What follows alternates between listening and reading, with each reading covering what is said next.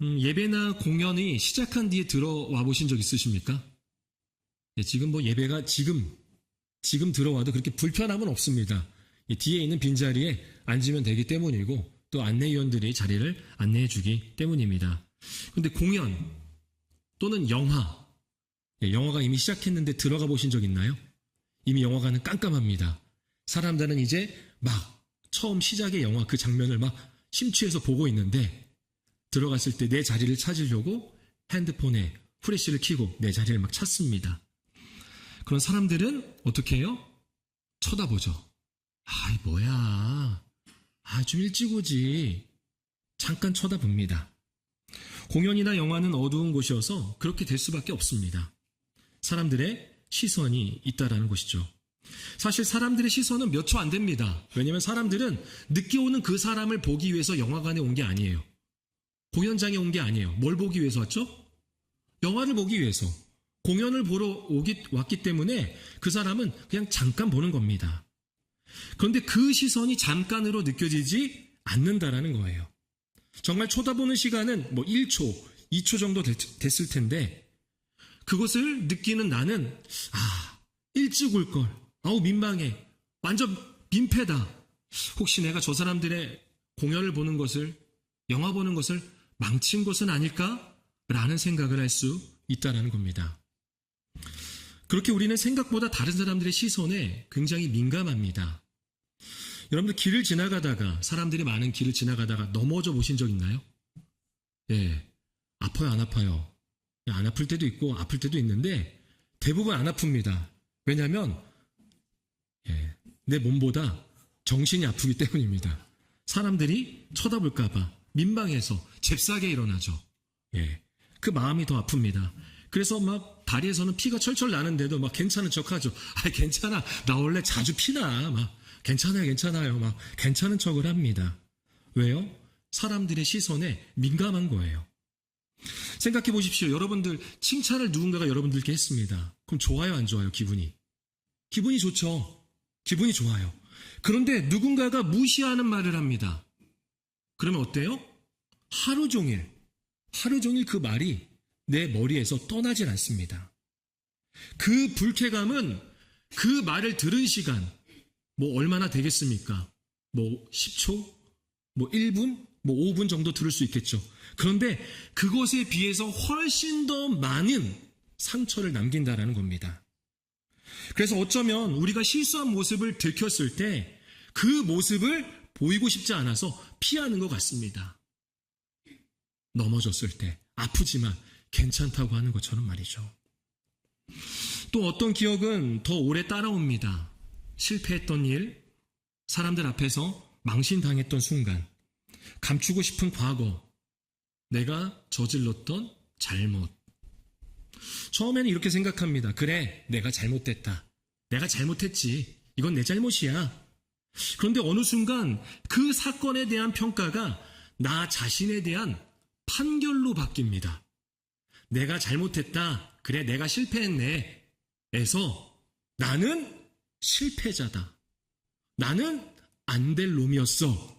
라고 한다는 겁니다. 존 파이퍼 목사님은 모두가 자신의 믿음 없음과 싸우고 있다 해서 수치심에 대해서 이렇게 정의를 합니다.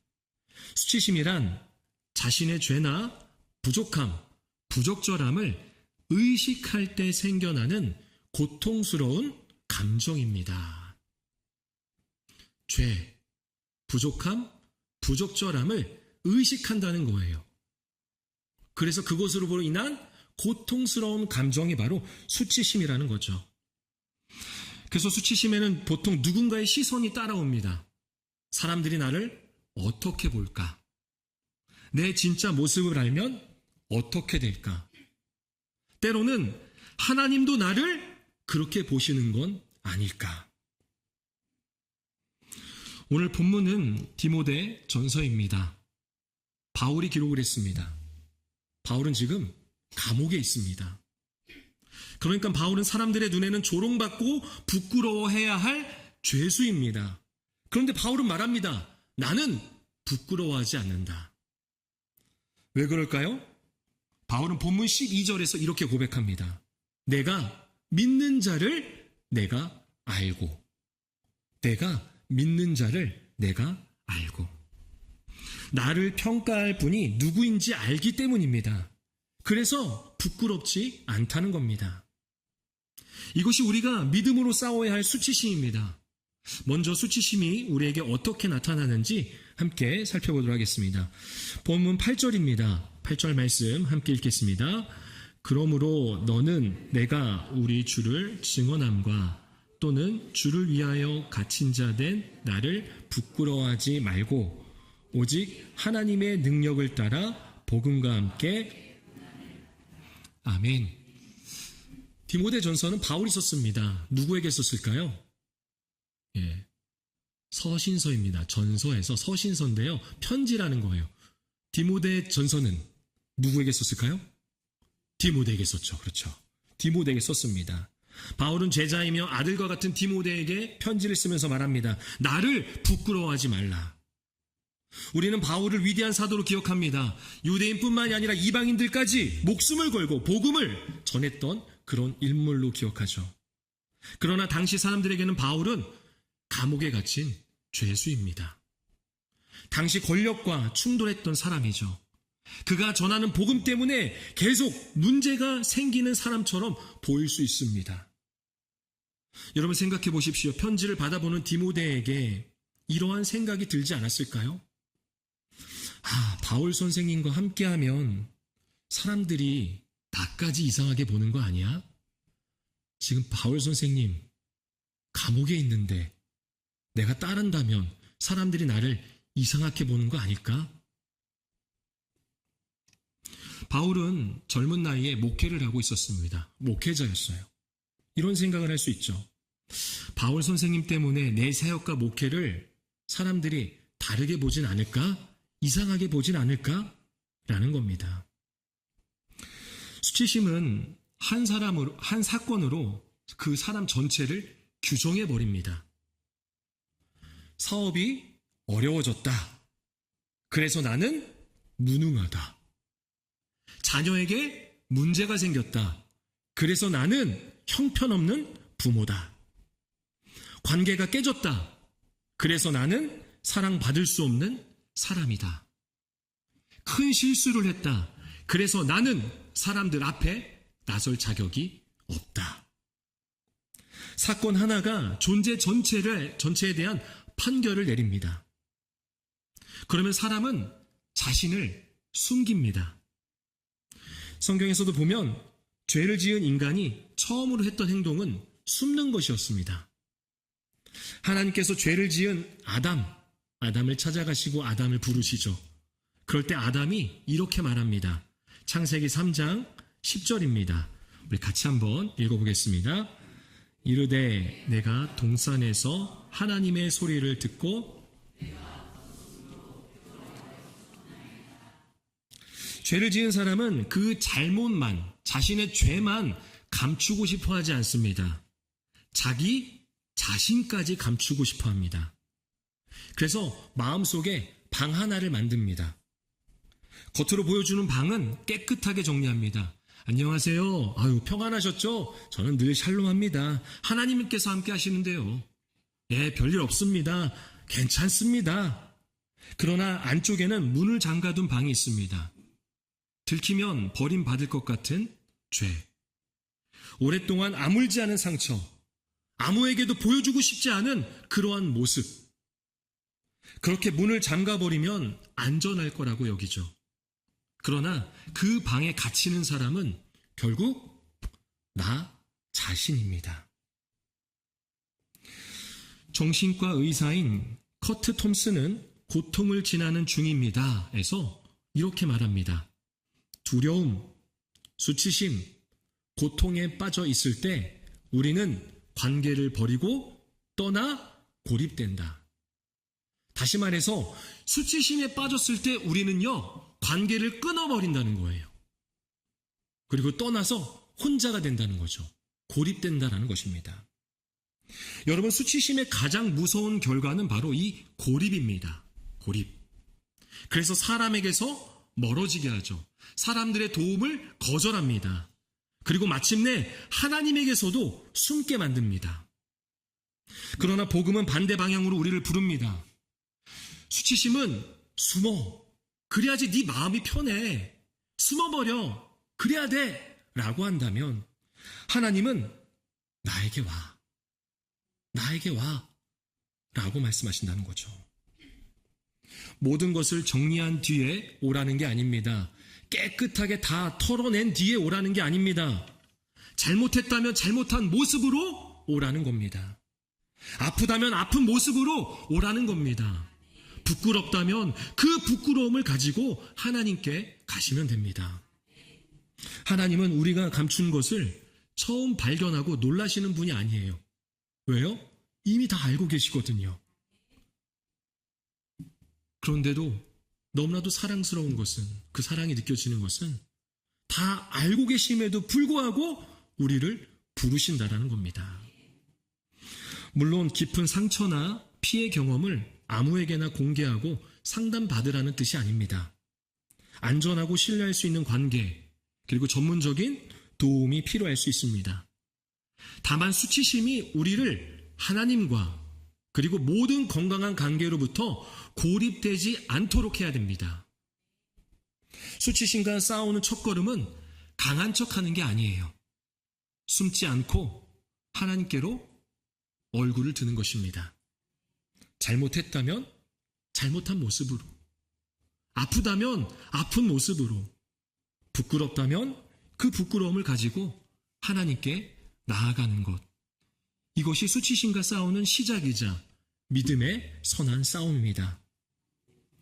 그렇다고 난 숨지 않아, 난 당당해, 나 하나님의 자녀인데 난 괜찮아 라고 하면서 모든 부끄러움을 무시해서도 안 됩니다.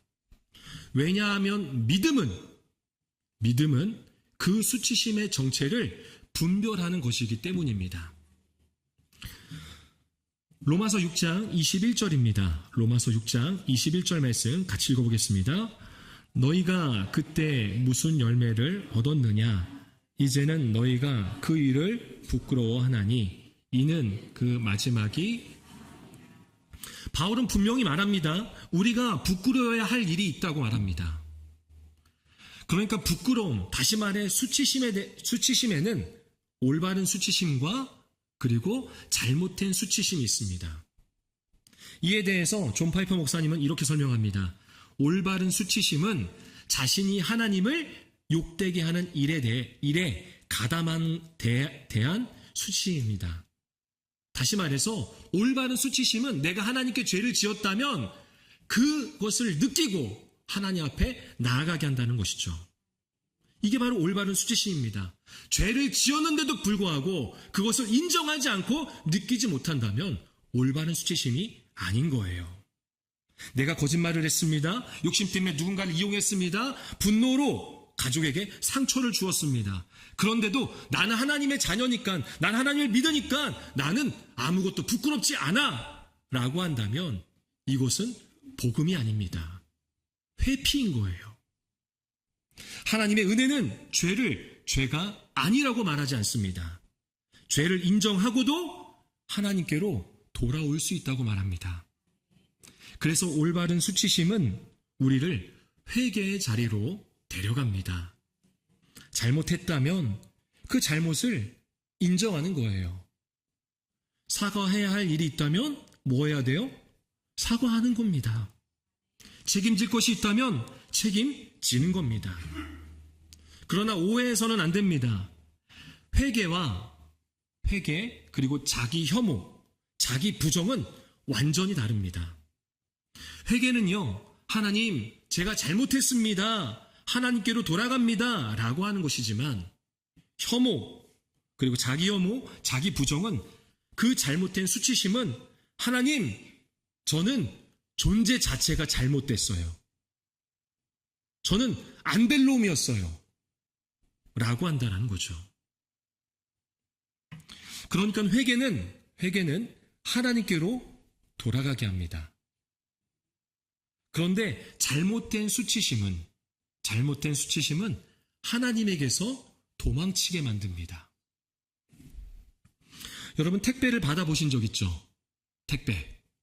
집 앞에, 현관 앞에 놓인 택배를 발견했을 때 가장 먼저 뭘 확인하십니까?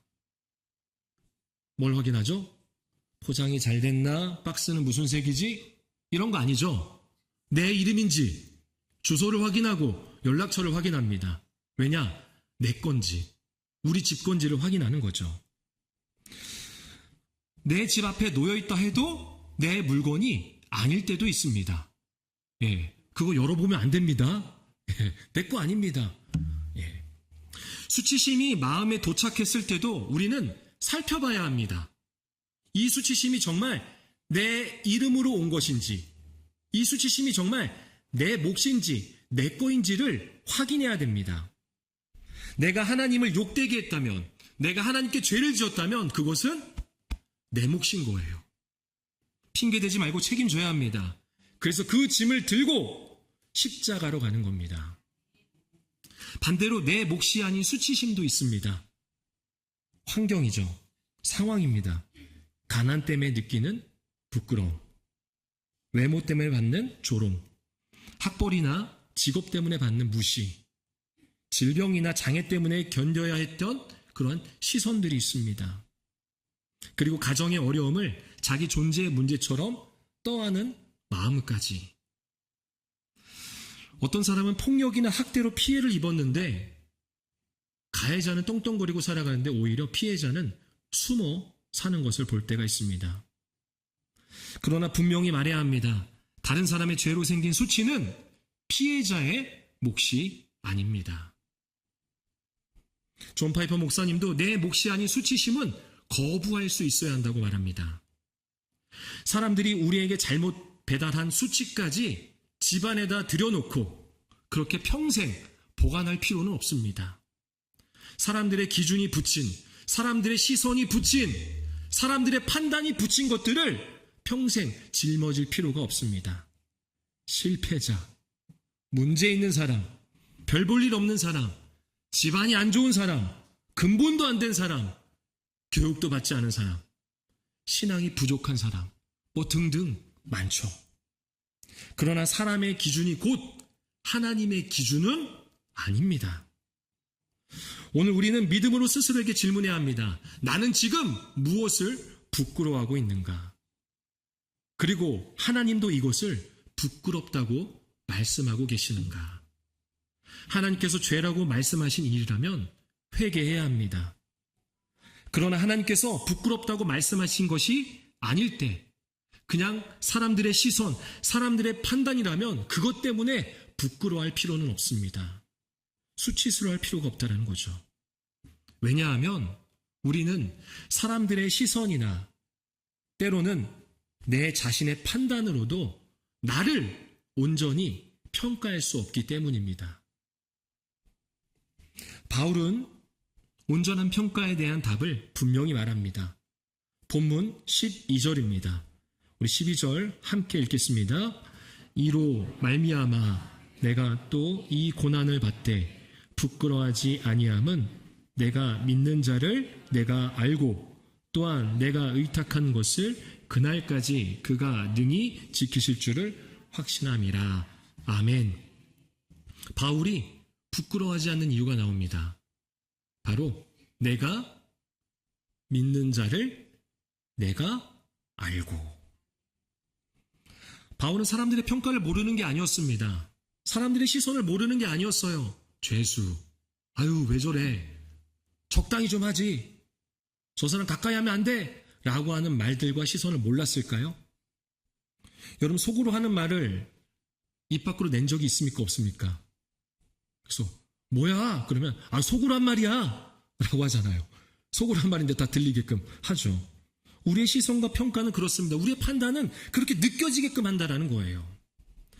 그래서 우리에게 중요한 것은 사람들의 평가가 아니라는 겁니다. 바울은 그것을 알았습니다. 사람들의 평가를 모르는 것은 아니지만 그보다 더 중요한 것, 바로 마지막 평가가 있다라는 거예요. 마지막 평가.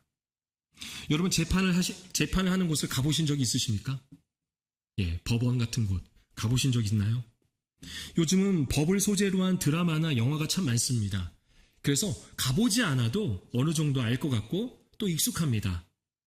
재판이 있기 전에는 재판정 밖에서 많은 말들이 오고 갑니다. 사람들이 누가 옳은지 판단하는 거죠. 내 생각에는 말이야, 내가 봤을 때는 말이야, 내 경험으로는 이건 이거야, 이건 무죄야, 이건 이렇게 나올걸, 이런 판결이 나올걸. 예. 그러면서 결과가 어떻게 될지 다 단정합니다. 모두가 판사가 되죠.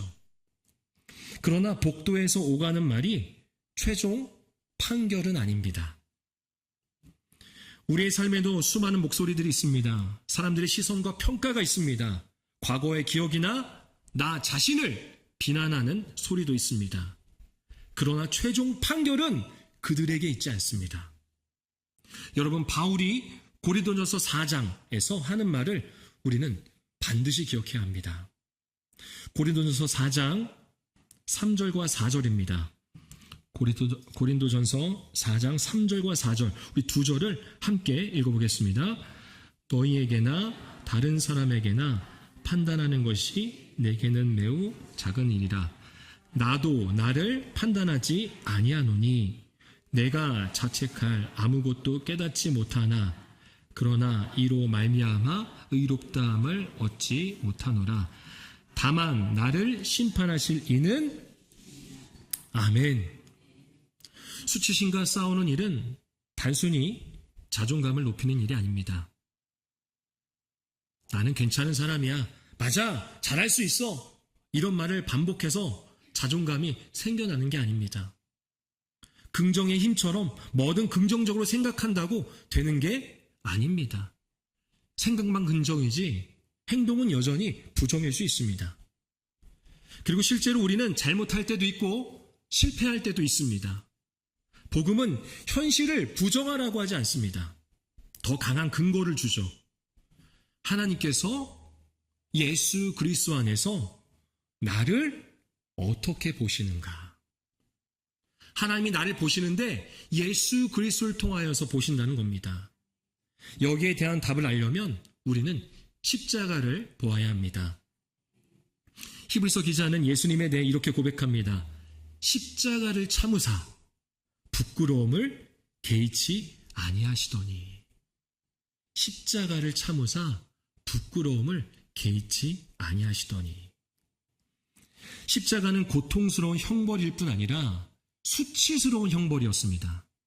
그렇게 예수님은 사람들 앞에서 조롱받고 버림받으셨습니다. 우리의 죄만 담당하신 것이 아닙니다. 죄 이후에 오는, 죄가 가져오는 정죄와 수치까지도 십자가에서 담당하셨습니다. 그 십자가는 우리에게 말합니다. 너의 죄는, 너의 수치는 결코 작지 않다. 너의 죄는 너무나도 커. 그러나 너의 죄보다 하나님의 은혜가 더 크다. 십자가가 그것을 말씀해 줍니다.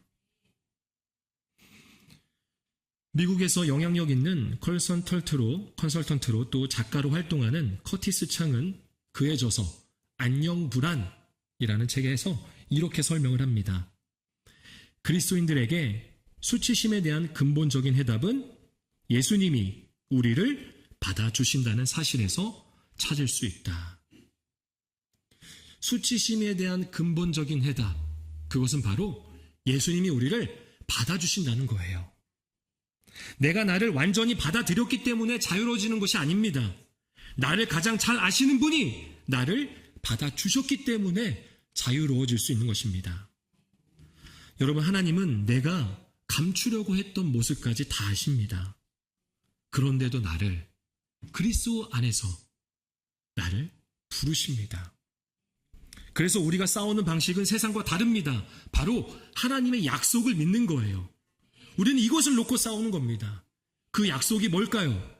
로마서 10장 11절 이렇게 말씀합니다. 성경에 이르되 누구든지 그를 믿는 자는 부끄러움을 당하지 아니하리라.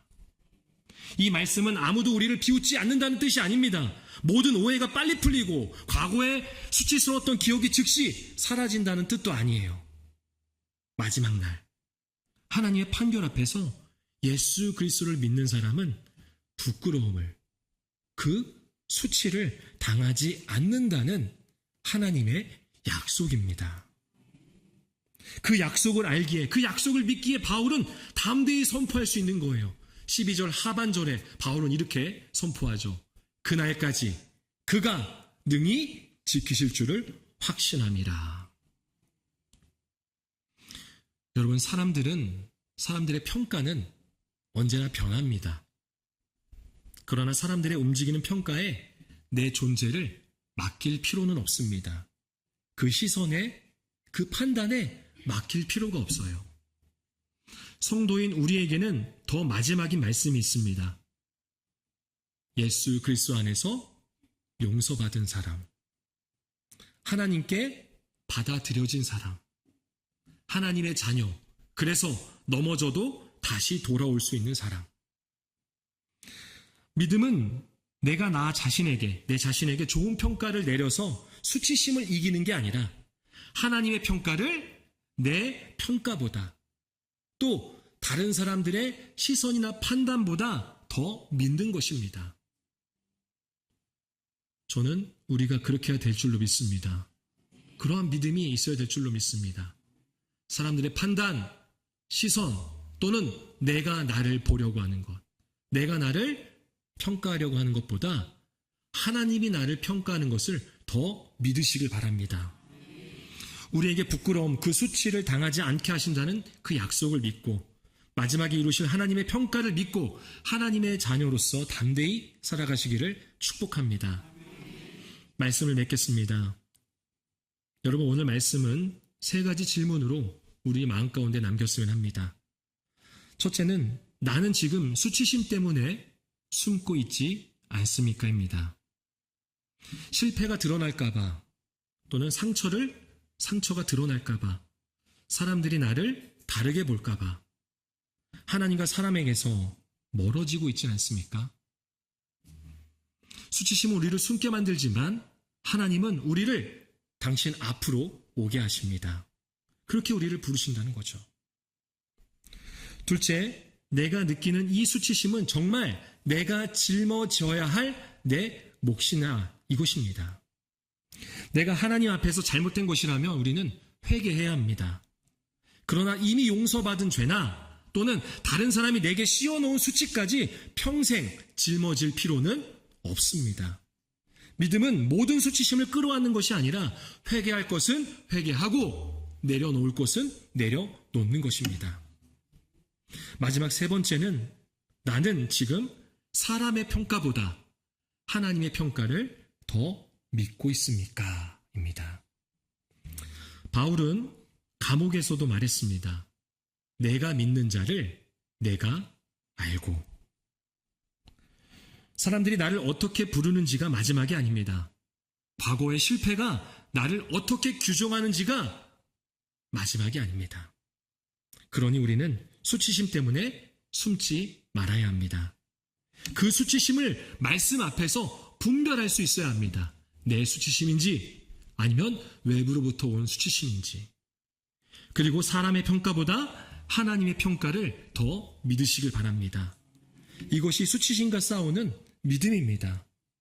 우리의 부끄러움, 그 수치를 당하지 않게 하신다는 하나님의 약속을 믿고 담대하게 자유롭게 살아가는 하나님의 자녀가 되시기를 축복합니다.